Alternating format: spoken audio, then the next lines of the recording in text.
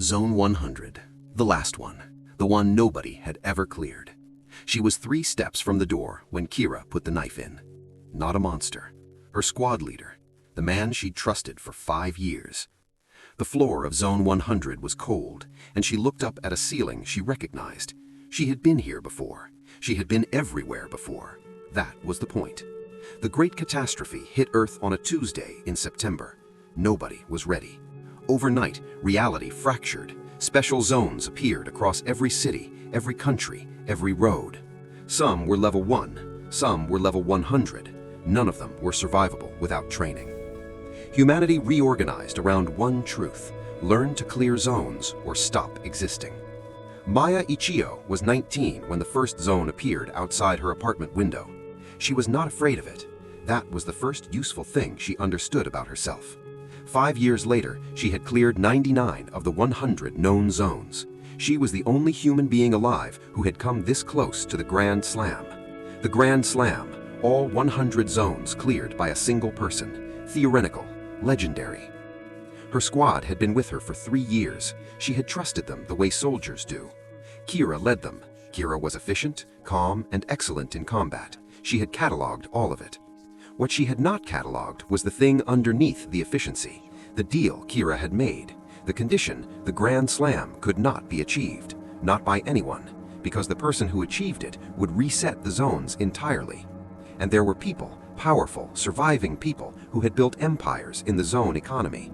The catastrophe had been profitable for exactly the right kind of human being. Maya found out 3 steps from the final door. She had found out too late. She bled out in Zone 100 with 99 cleared zones and 1 knife in her back. Her last thought was not about the zones, it was about Haruto. Haruto, who had not been there, who had been sent away that morning on a task.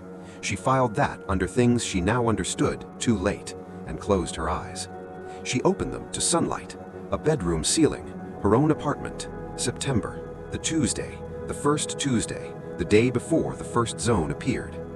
She lay still for exactly 4 seconds, running the inventory with military precision. Body, uninjured. Age, 19. Year, confirmed pre-catastrophe. Memory, complete. She sat up and looked at her hands, the hands that had cleared 99 zones. They were unmarked, unscared, 5 years younger than the hands she had died in. She had come back. She did not know why. She did not ask why. There was exactly one question that mattered. What did she intend to do with it? The answer arrived before the question finished forming. She had a list. Not a long list. 4 names. The people who had arranged Kira's deal. Kira himself was a tool. The people above him were the structure.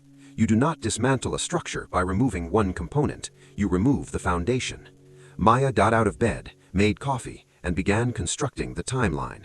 The first zone would appear in 14 hours. She had 14 hours before this world changed. She used 12 of them planning. She used the other 2 sleeping. The catastrophe arrived on schedule. The apartment building shook. The sky split. Maya stood at her window and watched the first level 1 zone materialize across the street. Her expression did not carry fear. It carried recognition. She had cleared that one in 20 minutes 5 years ago. She took her jacket off the hook, the charcoal one with the orange shoulder stripe. She had bought it 2 months after the catastrophe in the original timeline. She bought it today. She wanted to be wearing the right thing when she walked back in. Zone 1 opened, and the first survivors emerged, panicked, untrained, completely unprepared. Maya moved through them with the efficiency of someone who had memorized this floor plan. She cleared the zone in 18 minutes, the fastest first day clear in recorded history. People noticed. That was the intended effect. Not all of them were useful noticing. She found Haruto on day 11, same place as before, a level 3 zone near the river. He was pinned down behind cover with 2 other survivors, out of options. She extracted them in 4 minutes. His expression when she turned was the same as before, quiet recognition. Not of her specifically, of the specific quality of someone who knew what they were doing. She did not tell him she recognized him. She filed him under confirmed safe and moved on. That was the plan. Move fast, build reputation, reach the inner circle through performance. Because the people who had arranged her death were not in the zones, they were above them. They ran the economy that depended on the zones never being permanently cleared. To reach them, she needed to be the kind of person they came to recruit. She needed to look exactly like what she had been in the first timeline, the most capable person alive. with one difference. This time, she would know who was in the room with her. Zone clearings went faster the second time. She already knew the layouts. She knew which zones had hidden triggers on level 12, which corridors the fast-move variants preferred. She knew which other clearers were genuinely skilled and which ones had bought their records. That second category was useful in a different way.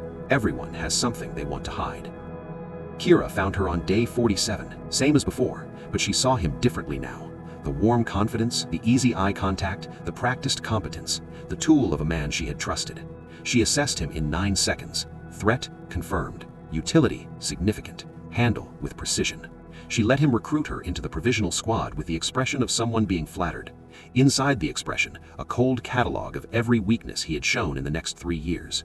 She already knew how Kira moved when he thought he was unobserved. She already knew the 3 specific situations that made him careless. She was not interested in Kira's punishment. She was interested in the people above him. Haruto joined the squad on day 60, same as before. He watched and said little. On the 4th night, she caught him watching her during a rest period, the specific kind of watching. Not surveillance, the watching of someone who has noticed that a thing does not quite add up. She did not acknowledge it. She would deal with Haruto carefully and correctly. He was the only person in this entire timeline she had any intention of protecting. The weeks became months. The months developed a pattern. Zone clearings, intelligence gathering, the careful construction of a reputation that would open the right doors. She cleared Zone 47 3 days faster than her previous record. Nobody could explain how. Kira watched her with something adjacent to pride. She watched him with something adjacent to nothing. The first name on her list was confirmed through a contact in Zone 38's logistics network. A man named Doran, administrative, never entered a zone, ran the trade networks above them. He had a private office in the survivor city that had formed around the central hub. He had never spoken to Maya. He had arranged for her to die in a zone she had cleared 50 times. She did not move on him immediately. Patience was the discipline that had made her the best. She let 3 more months pass and 2 more names be confirmed before she moved. The 3rd name came from a file she had memorized years ago in the future and found again here. She had kept the file in her memory because she had suspected, without proof, that something was wrong. The proof arrived in Zone 100. She had it now. The file was no longer theory. On the morning of month 8, Maya awoke before dawn and reviewed the list once more. 4 names, 2 confirmed, 2 triangulated, all connected to a single arrangement. The arrangement, the Grand Slam, must never be completed. The zones must continue indefinitely. She had 4 names and a world full of information they had assumed she could not access.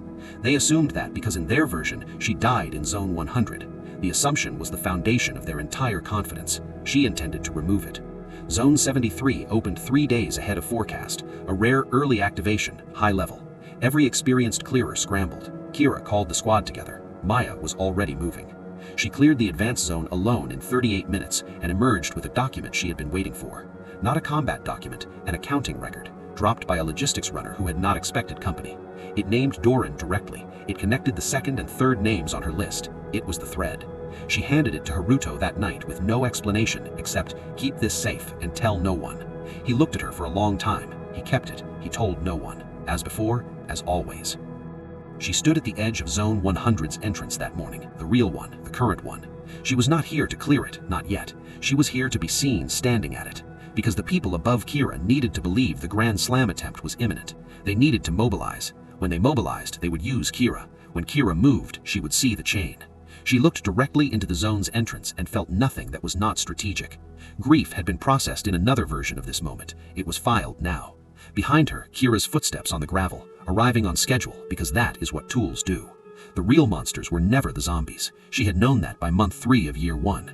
She had simply needed the other 45 months to build the proof. Kira stopped beside her and asked if she was ready. She said yes. She was ready. She had been ready since the Tuesday before all of this started. The zones were a catastrophe. The people above them were a choice.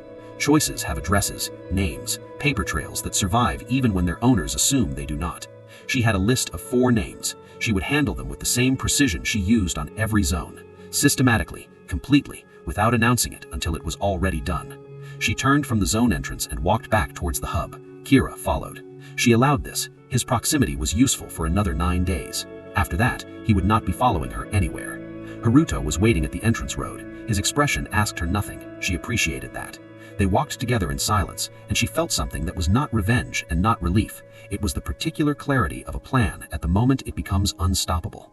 This is only the opening of Maya's story. Subscribe, there is much more zone to clear. The catastrophe was not the end of the world. It was simply the day the real competition began.